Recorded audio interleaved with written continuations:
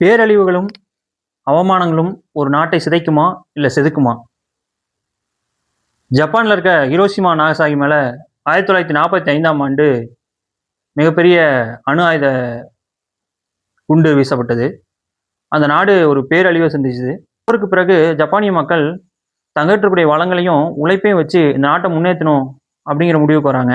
80% கட்டிடங்களும் நிலங்களும் இந்த அணு ஆயுத போரில் அழிஞ்சு போச்சு. இப்போ இருக்கிற இந்த சூழல் மறுபடியும் நம்ம நாட்டுக்கு வரணும்னா இன்னும் 30லேருந்து 50 வருஷம் ஆகும். அதுக்கு நம்ம என்ன பண்ணணும்னா, இனிமேல் 8 மணி நேரம் உழைக்கிறத 12 மணி நேரமா ஒருத்தருக்கு 4 மணி நேரமா சேர்த்து உழைக்கணும். அது மட்டும் இல்லாம பெண்களும் இனிமே வேலை செய்யணும் அப்படின்னு சொல்லி முடிவு எடுக்கிறாங்க. இத ஒரு மைண்ட்ஃபுல் ப்ரிப்பரேஷனாவே பண்ணிக்கிறாங்க. ஒரு பேச்சுவாக்குல இல்லாம அவங்க எல்லாருமே இத உறுதியா அத பின்பற்றணும் அப்படின்னு சொல்லி முடிவு எடுக்கிறாங்க.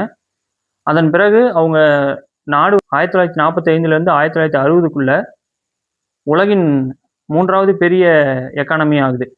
மற்ற நாடுகள்ல இருக்கக்கூடிய நிறுவனங்கள் எல்லாமே குறைந்த அளவு ஆயுட்காலம் இருக்கக்கூடிய பொருளை உற்பத்தி பண்ணி கொடுத்தா தான் திரும்ப நம்மகிட்ட வாடிக்கையாளர்கள் வருவாங்க அப்படிங்கிற ஒரு கான்செப்ட்ல வேலை செஞ்சா, ஜப்பான்ல இருக்கக்கூடிய நிறுவனங்கள் மட்டும் என்ன பண்ணுச்சுன்னா, உலகத்திலேயே இருக்கக்கூடிய லாங் லாஸ்டிங் ப்ராடக்ட் நம்ம ப்ராடக்டாக தான் இருக்கணும். எப்படியா இருந்தாலும் நம்ம குவாலிட்டியில் நம்ம காம்ப்ரமைஸே பண்ணிக்கூடாது அப்படிங்கிறத முடிவு பண்ணாங்க. அப்படி இருக்கும்போது அந்த நாட்டில் இருக்கக்கூடிய நிறுவனங்களுக்கே ஒரு கேள்வி வந்தது. நம்ம குவாலிட்டியாக உற்பத்தி பண்ணும்போது அதோட லைஃப் டைம் அதிகமாகும்போது நமக்கான வாடிக்கையாளர்கள் கம்மியாவாங்க அப்படின்னு யோசிக்கும்போது தான் நம்ம நம்ம நாட்டு சந்தை மட்டும் இல்லாமல் உலக சந்தைக்கே நம்ம பொருளை நம்ம உற்பத்தி பண்ணணும். எந்த நாடாக இருந்தாலும் மேட் இன் ஜப்பான் அப்படிங்கிற பொருளை வாங்குறதுக்கு விருப்பப்படணும் அப்படிங்கிறத முடிவு பண்ணி நம்ம உற்பத்தி பண்ணுவோம் அப்படின்னு உறுதி எடுத்துக்கிட்டாங்க.